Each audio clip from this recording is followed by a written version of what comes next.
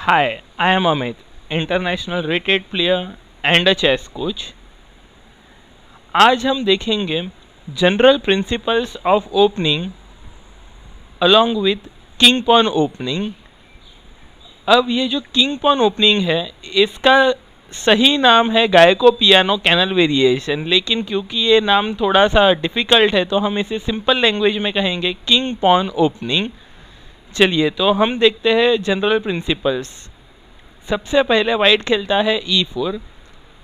अब total 4 principles हैं general principles of opening, जिसमें से सबसे पहला प्रिंसिपल है सेंटर कंट्रोल।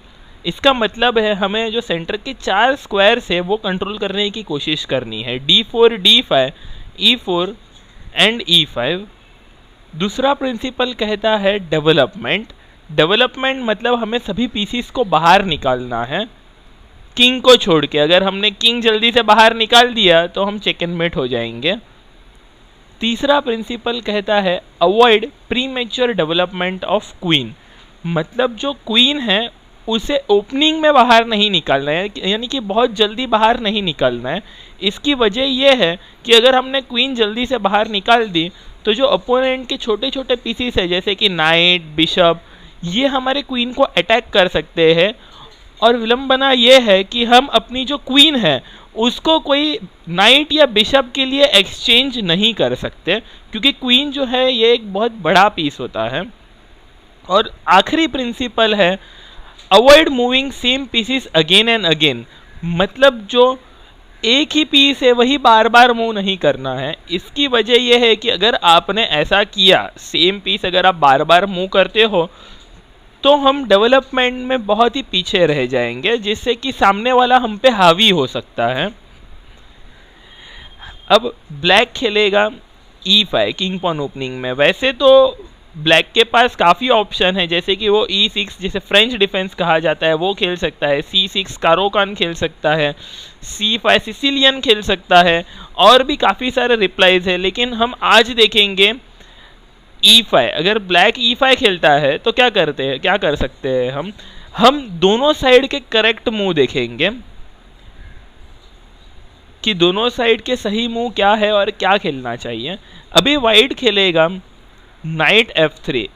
इस मूव से वाइट ने सेंटर कंट्रोल किया है और नाइट को डेवलप किया। देखिए मैंने कहा था कि पीसीस को बाहर निकालने का मतलब होता है डेवलपमेंट, तो हमने नाइट डेवलप किया, सेंटर कंट्रोल भी किया, और साथ में हम जो E5 का पॉन है, जो ब्लैक का E5 पॉन है, उस पर हम अटैक भी कर रहे हैं। अभी ब्लैक को इस पॉन को बचाना है और इसका अभी ब्लैक का जो सही मूव है वो है नाइट C6।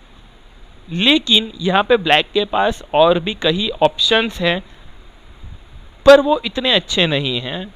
सबसे पहले हम देखेंगे D6।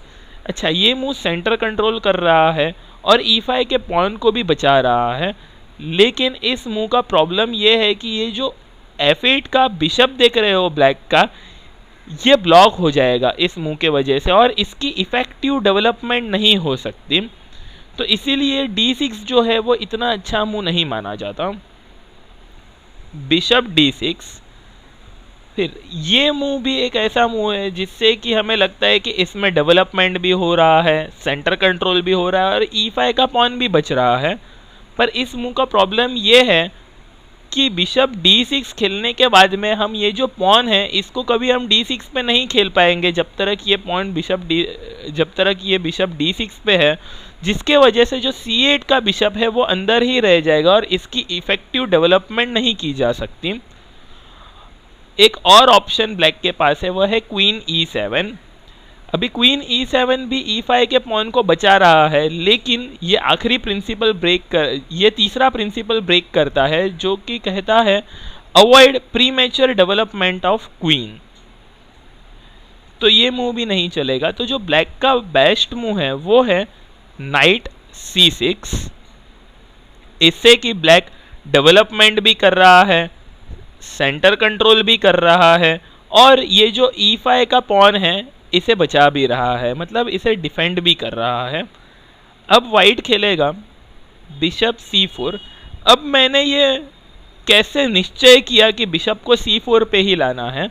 देखिए मैं आपको एक एक स्क्वायर करके बताता हूँ। अगर हमने बिशप E2 पे लिया तो बिशप डेवलप तो हो जाएगा, और हाँ कैसलिंग के लिए भी जगह हमने खाली कर दी है किंग और रुक के लिए, लेकिन इसमें सेंटर कंट्रोल नहीं हो रहा है। दूसरा ऑप्शन बिशप D3, इससे मैंने डेवलपमेंट कर दिया, सेंटर कंट्रोल भी कर दिया, लेकिन इससे जो C1 का बिशप है वो अंदर ही अटक जाएगा, तो ये नहीं चलेगा। और अगर मैंने बिशप C4 पे रखा जो कि एक करेक्ट मूव है, इससे मैंने सेंटर कंट्रोल भी किया, बिशप का डेवलपमेंट भी हुआ, और कैसलिंग के लिए भी स्क्वायर खाली हो गई है। और जो जब भी बाद का कोई मूव है उसमें मैं D3 भी खेल सकता हूँ इन फ्यूचर, जिससे कि मैं जो C1 का बिशप है उसे भी इफेक्टिवली डेवलप कर सकता हूँ। ब्लैक खेलेगा बिशप C5। अब वाइट का ऐसा कौन सा पीस है जो कि तुरंत बाहर आ सकता है? जिसने जिसने नाइट गेस किया है उनका आंसर मैं कह दूँ एकदम परफेक्ट है, क्योंकि यहाँ पे वाइट खेलने वाला है नाइट C3। इससे डेवलपमेंट और सेंटर कंट्रोल ये दोनों ही चीज़ें होती हैं। ब्लैक खेलेगा नाइट F6। अब वाइट को अपना जो बिशप है C1 पे वो डेवलप करना है, लेकिन वो सीधे तो बाहर आ नहीं सकता, तो इसी वजह से वाइट अभी खेलेगा D3। ब्लैक रिप्लाई करेगा D6।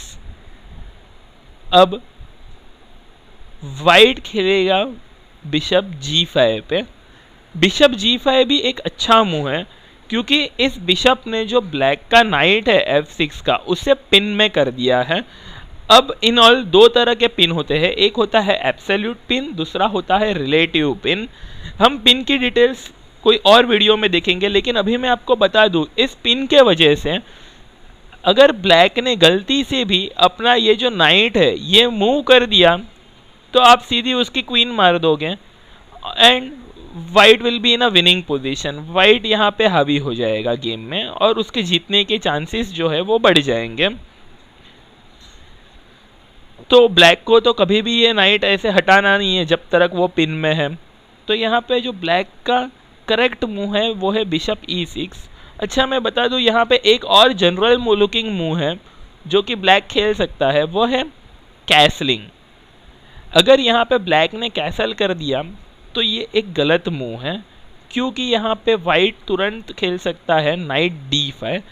इससे मैंने जो पिंड पीस है जो नाइट उस पर एक और अटैक बढ़ा दिया है। अब से ब्लैक ने खेला रुक E8, तो यहाँ पे वाइट खेल सकता है बिशप इंटू F6। अब ये क्वीन जो है ये इस बिशप को मार नहीं सकता क्योंकि नाइट का सपोर्ट है, तो ब्लैक को इस बिशप को पॉन से मारना पड़ेगा। इससे क्या हुआ कि जो ब्लैक का किंग है वो एक्सपोज हो गया है और उस पर अटैक आ सकता है इन फ्यूचर। और ब्लैक का जो ये F7 और F6 पॉन है ये एक डबल पॉन है, और जो ये H7 का पॉन है इसे आइसोलेटेड पॉन हो गया है, जो कि एंड गेम में एक बहुत बड़ी वीकनेस साबित हो सकती है, या तो हम कह सकते हैं एक बहुत बड़ी कमज़ोरी है ब्लैक की इन द एंड गेम। तो इसीलिए इस पोजीशन को हम कह सकते हैं कि this position is slightly better for white, मतलब ये थोड़ी बहुत वाइट के लिए अच्छी मानी जा सकती है। तो यहाँ पे ब्लैक को क्या करना चाहिए? ब्लैक को खेलना चाहिए बिशप E6। अब अगर वाइट एंड D5 खेलता है तो वो इफेक्टिव नहीं होगा, क्योंकि उस नाइट को ब्लैक अपने बिशप से मार सकता है। और बिशप E6 के साथ ही जो अभी तक ब्लैक जो सेम मूव्स खेल रहा था, जो सिमेट्रिकल पोजीशन थी, वो भी ब्लैक ने ब्रेक कर दी है। इसीलिए बिशप E6 जो मूव है ये यहाँ पे एक अच्छा मूव माना जाता है। तो आज के लिए इतना ही। Okay, bye bye.